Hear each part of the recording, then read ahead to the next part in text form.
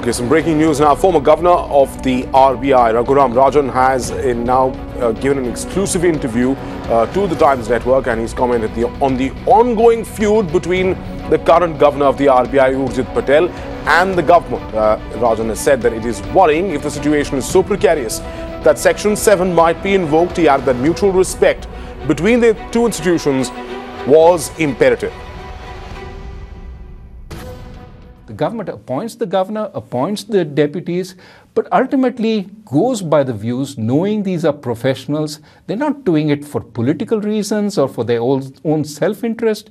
They're doing it because they've taken a view on the ultimate stability of the country. I think people don't understand. Of course, the RBI is essentially, in some ways, an agency of the government. And of course, it has to respect the overall sort of concerns and objectives of the government.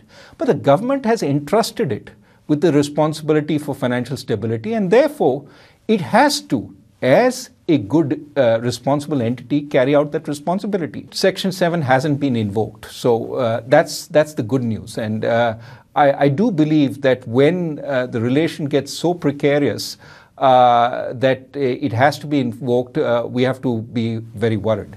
That said, I think the dialogue between the Reserve Bank and the government is always an ongoing one. There are always sort of points of view being expressed. Sometimes there are sort of disagreements. But ultimately, it works based on respect. You have to know why the other guy is doing what he's doing. And ultimately, at the end of the day, you have to part, maybe not as friends, but as respectful of each other's territory. It's when you encroach on each other's territory that it becomes problematic. And I would hope that that respect gets reestablished. Right, so that's the former RBI governor talking about the current crisis, also talking about where things stand, talking about how while the RBI governor may be a quote-unquote political appointee, their job is not political. They're there to serve the health of the central bank of this country, and therefore they're expected to advise the government in as they see fit and as their experience dictates them. He says that there must always be a respect for views, even divergent, between the two parties, between the government and the RBI. They don't necessarily have to agree on everything.